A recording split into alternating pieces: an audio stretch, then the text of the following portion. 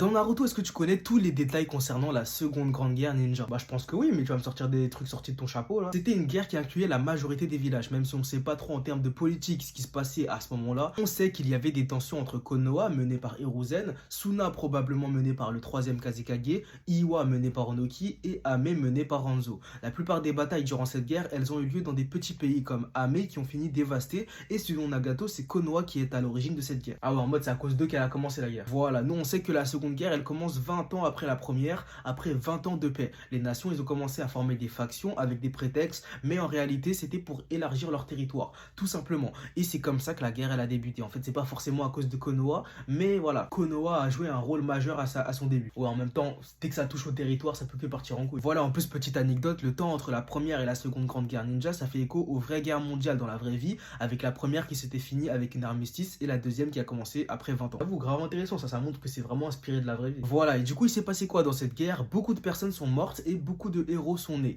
C'est dans cette guerre que les trois Sannin, ils ont reçu leur titre de Hanzo la salamandre, Densetsu no Sannin, Tsunade en particulier, elle a reçu un titre de plus grande shinobi médecin, et la seule à pouvoir aller sur le terrain en tant que médecin. Elle a contré tous les poisons de grand-mère Shio, et elle a révolutionné le monde médical avec ses idées, et les formations qu'elle a données ont augmenté le taux de réussite des missions, et il a baissé le taux de mortalité. Sa façon de faire, en fait, elle est carrément toujours présente dans le système médical encore aujourd'hui dans Naruto. Ah ouais, Tsunade, c'est vraiment quelqu'un. Ouais, mais pendant cette guerre, elle a perdu Dan, Kato, son amant et son petit frère Nawaki, ce qui la fera développer de l'hématophobie qu'elle surpassera par la suite grâce à Naruto bien plus tard. Ouais, c'est vrai, ça reste une guerre quand même. Et ouais, ensuite, un autre héros qui est sûrement né dans cette guerre, c'était Sakumo Hadake, le croc blanc de Konoha dont la légende était supposée même plus grande que celle des trois Sannin. Sakumo, c'est lui qui avait tué les parents de Sasori et donc les petits-enfants de grand-mère Shio. Shio voulait donc sa revanche, et c'est pour ça que la première fois qu'elle a vu Kakashi, le portrait craché de Sakumo, elle a directement cherché à le tuer. Ah ouais, elle l'a reconnu direct en mode. Voilà, d'ailleurs, oublie pas de t'abonner mon ref pour envoyer de la force. Et sinon, Sakumo, c'était très probablement aussi pendant cette guerre qu'il a abandonné une mission